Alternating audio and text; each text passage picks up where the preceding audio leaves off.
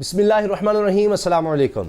इमरान खान साहब की ख्वाहिश तो यही है और ऐलानात भी उनकी हुकूमत के ये हैं कि आने वाले दिनों में मार्च के बाद अप्रैल तक हम महंगाई को कंट्रोल कर लेंगे, लेकिन साथ ही वो हमेशा ये कहते हैं कि महंगाई का ज़्यादा ताल्लुक एक्सटर्नल फैक्टर से है।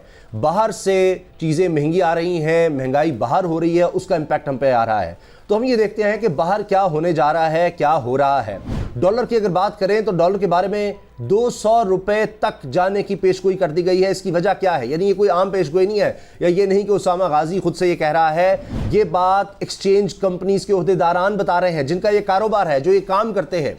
इसकी वजह वो क्या बता रहे हैं, क्यों ऐसा होने जा रहा है, 16% विद होल्डिंग टैक्स का इसमें क्या चक्कर है, और 2014 और 2016 की क्या कहानी है, ये सब मैं आपको बताऊंगा। और 200 रुपए तक अगर डॉलर जाएगा तो आप सोचिए क्या हालात होंगे। जिस तरह से अभी महंगाई की बात की जा रही है वो कहां तक पहुंचेगी। अभी तो देखिए ना, आपके सामने है कि डॉलर अब 180 को टच करके 177 180 इस तरफ चल रहा है, लेकिन ये 200 रुपए तक की बात हो रही है। इससे भी ज़्यादा ख़तरनाक खबर मैं आपको बताऊं कि जनाब पेट्रोल की कीमत कहां तक जा सकती है। अब वो भी एक्सटर्नल फैक्टर है, बाहर से हम पेट्रोल ख़रीदते हैं। बाहर आजकल ये तकरीबन $90 पर चला गया है जी, पर बैरल पर। तो इसके हवाले से ओपेक आपको पता है सबसे बड़ी ऑर्गेनाइजेशन है, दो ही हैं, ओपेक और ओपेक प्लस। तो यही सारा तेल का, ऑयल का कारोबार इन्हीं के इर्द घूमता है। ये है organization of petroleum exporting countries, OPEC, जिसमें तमाम एक्सपोर्ट करने वाले ममालिक शामिल हैं जो तेल एक्सपोर्ट करते हैं, ऑयल एक्सपोर्ट करते हैं। और ओपेक प्लस, उसमें दीगर ममालिक जो बाकी रह जाते हैं वो हैं।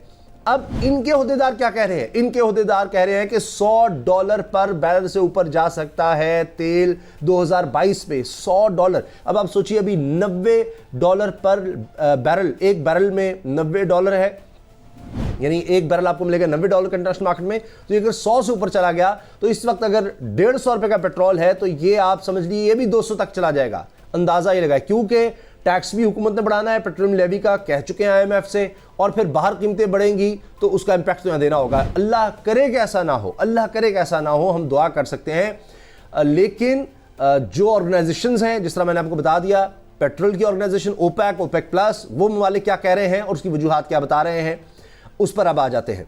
अच्छा, अब आपको पता है कि रूस के साथ बड़ा सख्त तनाज़ा चल रहा है अमेरिका का यूक्रेन को लेकर।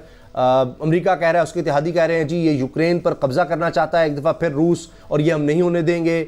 जब सोवियत यूनियन होता था, ये रूस में शामिल था यूक्रेन, और उसे अलहदा हुआ तो अब अमेरिका की तरफ से इसको नेटो में शामिल करना और इस तरह की बातें हो रही हैं। तो रूस के इस पर खदशात हैं कि नेटो बनी ही रूस के ख़िलाफ़ थी, नॉर्थ अटलांटिक ट्रीटी ऑर्गेनाइजेशन, जिसमें कई ममालिक थे, इत्तेहादी ममालिक अमेरिका के।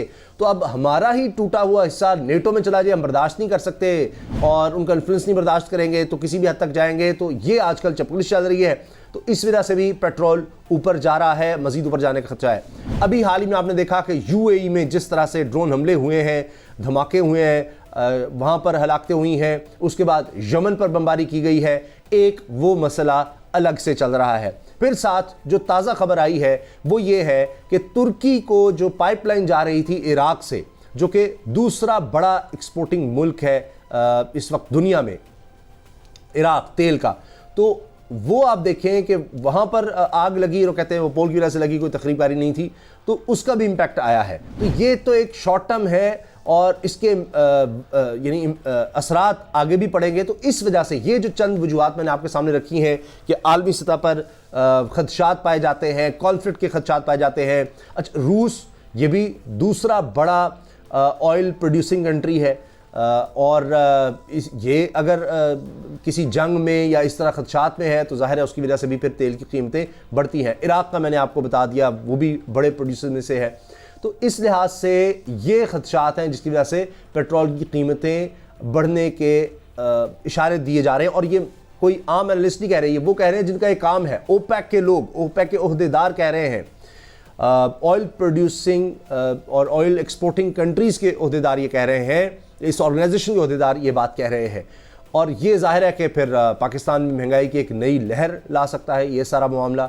और फिर ये भी देखा जा रहा है कि वबा की एक और लहर आई है, लेकिन जिस तरह समझा जा रहा था कि पहली लहर में जिस तरह डिमांड कम हुई थी उस तरह से नहीं है, कोई अपनी इकॉनमी को उस तरह बंद नहीं कर रहा अब वबा के बावजूद। तो इस वजह से भी जो एक्सपेक्ट किया जा रहा था वबा आई है, नीचे जाएगी कीमतें, उस तरह नहीं जा रही। तो $100 पर बैरल, फी बैरल $100 से ज़्यादा जाने का मतलब है कि पाकिस्तान में सीधा सीधा आप समझिए कि ये 150 रुपया पेट्रोल ये 200 रुपये तक जाएगा। अच्छा, अब आ जाइए जनाब डॉलर की तरफ। डॉलर में हो ये रहा है कि जो एक्सचेंज कंपनीज़ के अहदेदारान हैं वो ये कहते हैं कि जनाब हुकूमत ने विद होल्डिंग टैक्स लगा दिया है, हमें नोटिस आ रहे हैं, और अगर यही रहा, इसका निफाज कर दिया गया विद होल्डिंग टैक्स का, तो हम तो लोगों से लेंगे, तो ये 200 रुपये तक डॉलर चला जाएगा। यानी यक नशुद दो शुद। मसला ये है कि एक तरफ पेट्रोल ऊपर जा रहा है, दूसरी तरफ डॉलर ऊपर जा रहा है, डॉलर से ही हमने पेट्रोल खरीदना है, वहाँ भी महंगा हुआ होगा। तो आप सोचिए जितने में आज हमें यानी 180 रुपये का पेट्रोल मिल रहा है, वो 200 रुपये का मिल रहा होगा, उतना ही पेट्रोल। ठीक है जी, $1 में जितना मिल रहा है, मैं मिसाल दे रहा हूँ, तो 180 वाला पेट्रोल अब आपको फिर 200 में मिलेगा। सीधा सीधा ये है। इसके साथ बाहर भी जब कीमतें बढ़ जाएंगी तो आप सोचिए उसका इम्पैक्ट अलग से आएगा कि वो वैसे ही महंगा हो गया, तो वो अलग एक, तो दो धारी तलवार इस वक्त लटक रही है पाकिस्तान के अवाम पर। अच्छा, अब ये बात एक्सचेंज कंपनियों की तरफ से, उनके नुमाइंदों की तरफ से कही जा रही है जी, FBR ने विद होल्डिंग टैक्स की अदम अदायगी पर नोटिस जारी किए हैं, जिसको 2016 में वापस लिया गया था, 2014 में नाफिज किया, 16 में वापस लिया, और अगर इसी तरह हुआ हमने लोगों से लेना शुरू कर देना है टैक्स, और ये फिर 200 रुपये तक डॉलर चला जाएगा। फिर मसला ये है कि ये 16% है विद होल्डिंग टैक्स, और ये आप लगाएंगे तो फिर जो लोग ब्लैक मनी में काम करते हैं, जो हुंडी का काम करते हैं, स्मगलिंग का करते हैं, जो अफगानिस्तान के थ्रू हो रहा है, उसमें लोग ज़्यादा चले जाएंगे, तो उल्टा नुकसान होगा। हमारा तो सब कुछ ट्रांसपेरेंट है। ये अब उनकी कहानी मैं आपको बता रहा हूँ, एक्सचेंज कंपनीज़ की। और जो सबसे बड़ी एक्सचेंज कंपनी पाकिस्तान की बताई जाती है, उसको 1 अरब रुपए का नोटिस गया है, अलग से दिखाया गया है कि जी आपने टैक्स नहीं दिया।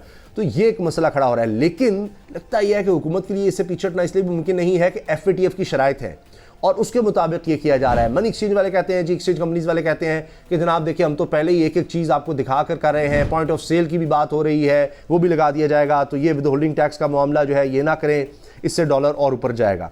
तो अभी जो ताज़ा रिपोर्ट आई, इकोनॉमिस्ट जो दुनिया का माना हुआ बरतानवी जरीदा है जो इकॉनमी पर ही बात करता है, उसने कहा है कि दुनिया में महंगाई की बुलंद शरह में पाकिस्तान तीसरे नंबर पर है। तीसरे नंबर पर सबसे आगे अर्जेंटाइन है, 51.2% है वहाँ पर महंगाई। उसके बाद तुर्की है जी 21.3%। फिर पाकिस्तान 11% से ज़्यादा जी पाकिस्तान में महंगाई है। आप अंदाज़ा लगाइए कि इतनी ख़तरनाक सूरत आ गई। 51.2 पर जनाब अर्जेंटाइन, 21.3 पर तुर्की, और पाकिस्तान में 11.5% ये महंगाई की शरह है, जो कि बहुत ज़्यादा है। और इसी से अंदाज़ा लगाया कि महंगाई कितनी है। और खुदा न खास्ता अल्लाह ना करे, जो ख़बरें मैंने आपको बताई हैं ये तज्जिया नहीं है, ये अंदाज़े नहीं, ये मैं आपको ख़बर दी है। ओपेक क्या कह रहा है, उसके अहदेदार क्या कह रहे हैं, और मनी एक्सचेंज वाले क्या कह रहे हैं, और विद होल्डिंग टैक्स का अगर आ रहा है तो आ रहा है, ये तो ख़बर है। तो जनाब फ्रांसीसी मीडिया क्या कह रहा है? फ्रांसीसी मीडिया कह रही है जी पाकिस्तानी शहरी महंगाई से तंग हैं, हुकूमत के लिए मुश्किलात बढ़ सकती हैं। और इसमें अब ये हो रहा है कि जी तज्जियाकार भी ये कह रहे हैं जी PTI में बगावत का खदशा है, क्योंकि लोग महंगाई से मुतमईन नहीं है, महंगाई बहुत ज़्यादा है, तो इनके अपने लोगों पर इतना प्रेशर आता चला जा रहा है। तो ये जनाब इस वक्त ताज़ा तरीन सूरत हाल है। इजाज़त दीजिए, अल्लाह हाफ़िज़।